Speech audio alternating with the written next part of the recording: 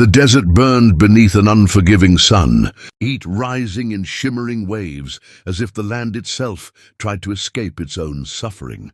Dust settled on every breath taken inside the vast trading market where people spoke in tones as dry as the air itself. Cattle, horses, rifles, and hides were traded like everyday objects, yet nothing weighed heavier on the soul than the row of wooden cages, standing like a graveyard of living bodies. Apache captives sat inside, wrists and ankles wrapped in iron that bit into their skin, each link rattling like chains on ghosts who could not leave. Among them was Ayana. Her hair, black as raven wings, was tangled with sand and time. Her skin bore the marks of struggle, yet her posture, even caged, was upright enough to frighten men who believed they owned the world. She was still a warrior, even if the chains claimed otherwise. Ayana's eyes did not lower. They stared at every passerby, cold yet blazing, like the eyes of a wolf, cornered but not broken. Men laughed at her. One jabbed a stick through the bars, testing her reaction. Another whispered that she would make a wild wife for whoever dared to buy her. But she did not look at them. Her gaze was locked on a single man in the crowd, Cain, a wanderer with dust-soaked clothes and boots worn down by journeys longer than any map could hold. He stood still, staring at her as though the world had suddenly become silent around them. Ayana had already refused water earlier, though her lips cracked with thirst. The guard smacked her with a whip, a sharp crack that silenced even the vultures circling above. She did not cry. She did not beg. Instead, she leaned forward, allowing her chains to scrape against the cage floor. Cain moved closer, drawn by something he could not explain. Her voice came like a whisper carried by dying wind, no louder than the sound of hope trying to live. "Please buy me and make me your wife." The words shattered something inside him. Buy her? A woman who once ran with the wind, hunted beneath open skies, spoke with spirits of the moon. Why would she ask to be owned? Cain felt the ground tilt beneath his feet. Around them the world continued, coins clinking. Negotiations shouted, but for that moment time did not belong to anyone. Only the voice of a woman chained like a wild animal, begging for a fate that made no sense. And Cain did not know if her plea was desperation or a hidden plan wrapped in sorrow. Cain walked away from the market that day, but each step felt heavier than the last. Ayana's whisper clung to him, like a phantom hand gripping his chest. He told himself he was a traveler, a man who did not interfere in other people's battles. He owed the world nothing, and the world owed him less. But deep down he knew the truth. Her eyes had followed him, and though her mouth had spoken a plea, her gaze had delivered a command. He tried to sleep that night beneath the cold blanket of desert stars. Yet every time he closed his eyes, he saw her, sitting in that cage, chains on her wrists, spine straight like a tree, refusing to bow even in a storm. He rose before dawn, pacing like a man caught between two destinies. The stories he heard from other travelers stitched themselves in his mind. Ayana's tribe, the proud Apache, ambushed by a surprise raid. Fires swallowed their camps. Children were ripped from mothers.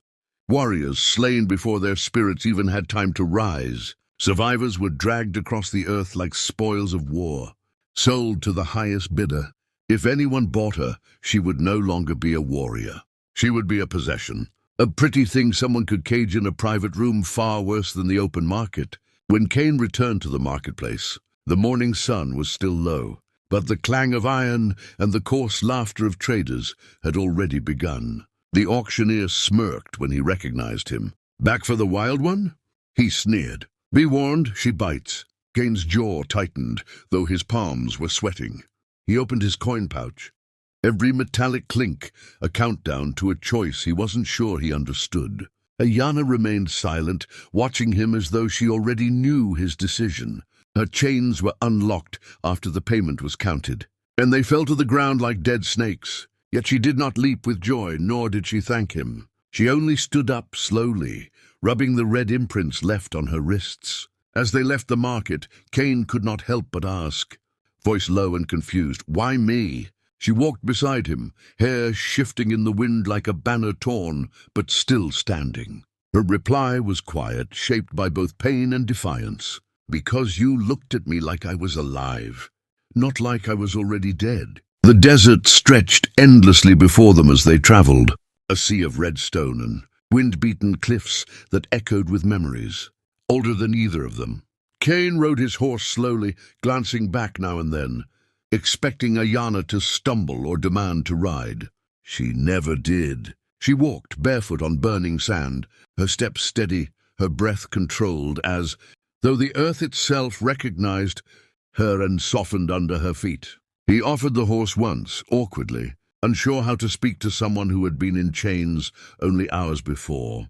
She only shook her head and continued walking, her chin lifted, her eyes always scanning the horizon. They spoke little that first day, but silence itself seemed to hold conversations between them.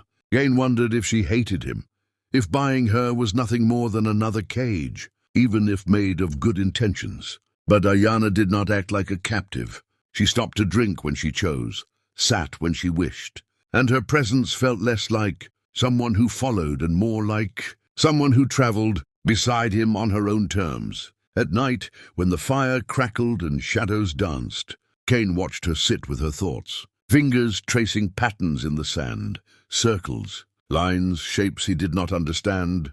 They looked like maps or memories or maybe prayers. On the third evening, she finally spoke without being asked. "My people lived on these lands," she said, pointing to the distant mesas where thunderclouds formed like spirits gathering. "We were born where the sky kissed the earth. We hunted where the rivers sang." Her voice tightened, and she blinked slowly, as though trying to trap tears before they could fall. "Now what remains is ash and bones." Cain wanted to comfort her, but he feared words would break more than they mended. Instead, he reached to his belt and slowly offered her the knife he carried. Handle first, an unspoken gesture. Ayana looked at it, then at him. She did not see a master or a savior. She saw a choice. She took the blade, not to threaten, but to mark a bond. She drew it lightly across her palm, a thin line of blood rising. She extended her hand toward him, her voice steady. "Walk with me, not as the one who bought me, as the one who stood when others looked away." Cain hesitated only a moment, before placing his palm against hers. Their blood touched, mixing like promises spoken without words. The desert wind carried that vow across the land, as if telling the earth itself that Ayana was not done fighting. A storm was gathering inside her, fierce and unbroken, and together they would rise.